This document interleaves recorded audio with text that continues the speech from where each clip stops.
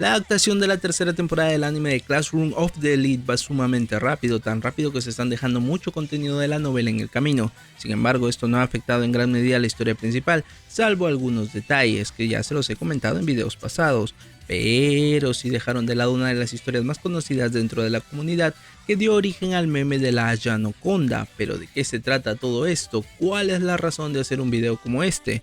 Bueno, para resumir, hay un par de capítulos en la novela que narran una competencia entre los chicos donde se miden los pitos.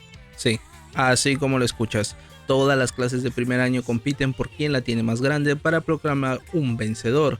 Si bien es cierto, los fanáticos de la novela la toman como algo anecdótico, el autor no suele dar este tipo de fanservice en su novela. De hecho, no hay otra interacción igual entre clases en el futuro, y eso es porque esta competencia de chicos midiéndose la guasa tiene un contexto de fondo muy importante para el desarrollo de la historia y que refleja mucho acerca de la condición humana. ¿No me crees? Pues analicémoslo.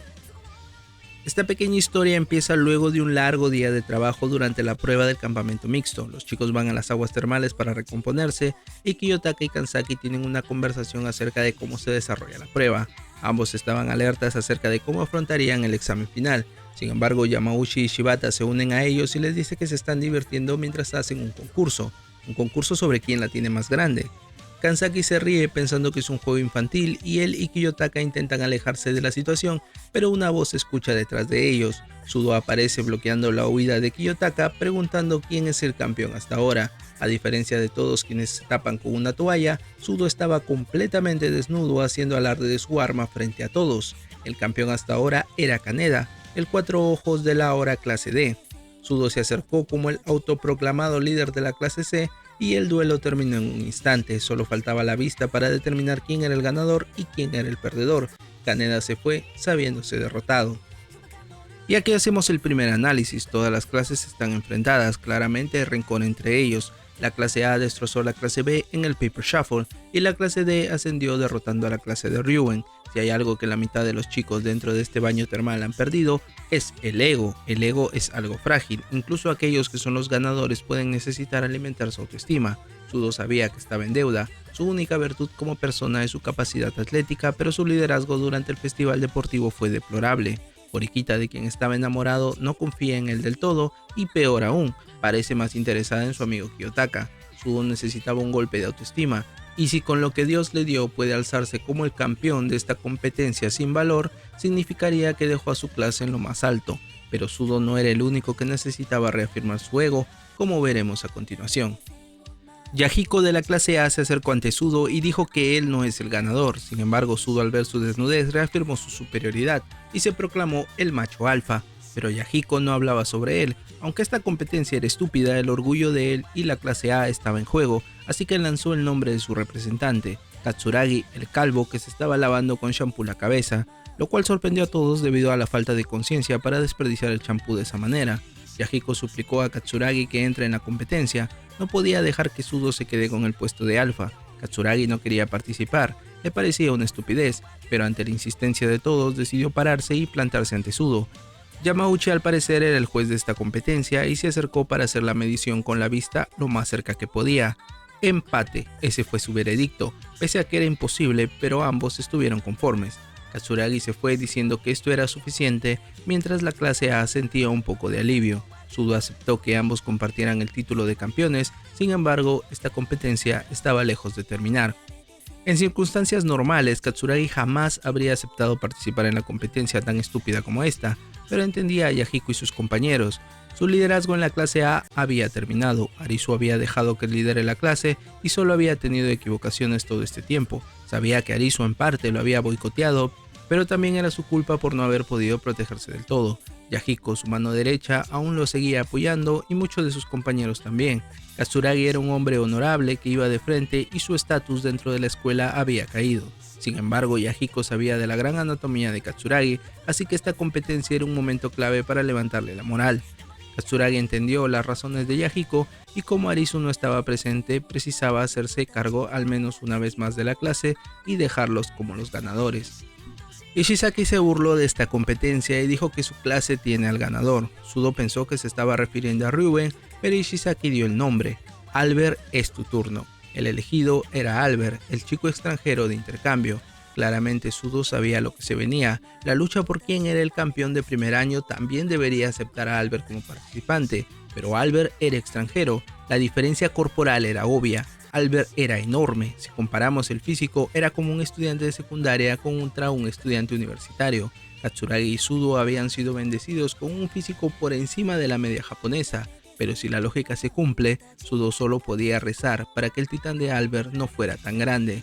Sin embargo, como el alfa momentáneo no podía mostrar miedo, así que le dijo que adelante. Albert se paró erguido sin hacer mucho movimiento e Ishizaki le quitó la toalla gritando "Go Albert". No hacía falta ningún juez. Sudo cayó de rodillas, había perdido, el resultado era claro, la diferencia era notoriamente grande. Yamauchi, Shibata y los demás cayeron de rodillas, nadie se atrevería a participar luego de esto. Albert se puso la toalla y se retiró. Dentro de la necesidad de reafirmar su valor, claramente Ishizaki y toda la clase D eran los más necesitados. Su caída no solo los había llevado a ser la última clase, sino que en el camino habían perdido a su líder. Ryuben no quería saber nada de la clase y andaba lejos de todo. Sus líderes provisionales eran Kaneda y Hiyori, pero no parecían tener ningún plan para volver a ascender. Ishizaki, quien había sufrido la misma derrota humillante que Ryuben a mano de Kiyotaka, tenía mucho rencor acumulado, pero no tenía ninguna habilidad académica o física para lograr vengarse de nadie. Sin embargo, a pesar de que esta competencia no les devolvería a su lugar anterior, sí podía darles el impulso que necesitaban para reponerse. Consciente de la monstruosa anatomía extranjera de Albert, Ishizaki no dudó en mandarlo al frente. Por lo menos así su clase ganaría algo y quizás Ryuben, quien estaba por ahí, podría animarse un poco.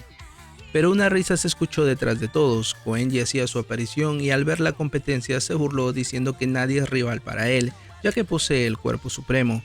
Todos dudaban de sus palabras, era Koenji al fin y al cabo. Sin embargo, cabía la posibilidad de que esté diciendo la verdad. Nadie podría ganarle a Albert, así que Katsuragi, como representante del pueblo japonés, debería ser el oponente para él. Sin embargo, Koenji dijo que no era un rival adecuado para su talla. Todos se miraron extrañados. Ishizaki llamó nuevamente a Albert, el representante del mundo, para que humille a Koenji y rompa su espíritu. Sin embargo, Koenji aplaudió mientras gritaba "Bravo". Todos estaban seguros de que se rendiría, pero Koenji estaba seguro de lo que tenía. Su política era no enseñárselo a hombres, solo a las chicas, pero debido a la situación, había que hacer una excepción. Entonces, frente a todos, se quitó la toalla. Una espada gigante brillaba entre sus piernas, parecía un león con la melena rubia. Todos quedaron sorprendidos, incluso Albert en voz baja soltó un "Oh my God". Koenji había reafirmado que era el humano supremo una vez más. Sudo preguntó si siquiera era humano. Todos estaban a punto de reconocer a Koenji como el campeón supremo de esta competencia. Bueno, es Koenji, no voy a aportar nada más. Ahora ya saben por qué tiene el ego tan alto y por qué es tan ágil, si siempre corre con 3 piernas. Sin embargo, una risa se escuchó desde el fondo. "Quieto ahí, Koenji". Era Ryuben. Koenji preguntó si quería ser su rival en esta contienda, pero Ryuben admitió que ni siquiera él podría ganar, pero dijo que quizás haya alguien que aún podría ganar esta batalla, alguien quien no se ha quitado la toalla mientras miraba fijamente a Kiyotaka. Kiyotaka se dio cuenta de que era una trampa malintencionada. Yahiko y Yamauchi se le quedaron viendo. ¿Era verdad que podía vencer a Koenji?, preguntaron. Claro que no, dijo Kiyotaka. Sin embargo, a pesar de que todos creían en sus palabras, igual sentían curiosidad por qué había debajo de esa toalla. Kiyotaka entendió las intenciones de Ryuben, quería que Koenji lo derrote y lo humille delante de todos. Kiyotaka no quería exponerse a eso, así que buscó alguna manera para escapar de la situación, pero Ryuben no lo dejaría, así que le dijo a todos que hagan el cántico. Que se la quite, que se la quite, que se la quite. Kiyotaka entendió la situación, estaba acorralado, pero aunque sea una guerra estúpida en sí misma, un hombre con un arma siempre tiene que luchar. No importa si se gana o se pierde, lo importante es pelear. Así que se quitó la toalla delante de todos, mientras los cánticos empezaron a desvanecerse. Koenji lo reconoció, estaba impresionado, era un empate a simple vista, nadie podía creer lo que estaba viendo. Cómo estas dos personas podían estar tan lejos del humano promedio. Era como si dos T-Rex se enfrentaran en batalla. Koenji se echó la toalla al hombro y dijo que si se utiliza el ejemplo de los dos T-Rex, la diferencia radica en las presas que se han comido. Koenji dejó claro que él era el ganador. por haberse comido más presas que Kiyotaka, así que regresó a bañarse, mientras Kiyotaka era bañado por la mirada incrédula de sus compañeros. Si hay alguien que lo había perdido todo recientemente era Ryuben. Humillado, decidió irse de la escuela, pero ni eso pudo hacer. Quedarse en la escuela era recordar su fracaso y ver a Kiyotaka lo llenaría de impotencia, pero mientras estaba bañándose se suscitó esta competencia tan infantil. Sin embargo, mientras observaba de reojo se dio cuenta de que podía vengarse, no por sus propios medios, claro está, pero podía utilizar la presión de grupo para derrotar a Kiyotaka. Él y unos pocos sabían que era el que movía los hilos de la clase C. Así su humillación a manos de Koenji no significaría nada para el resto, pero sí para ellos, los que habían sido humillados días atrás por él. Ryuben tomaría esto como un regalo. Sin embargo, como si Dios le jugara una mala broma, resulta que el hombre, que es mejor que él en todos los sentidos, también fue bendecido con un enorme talento.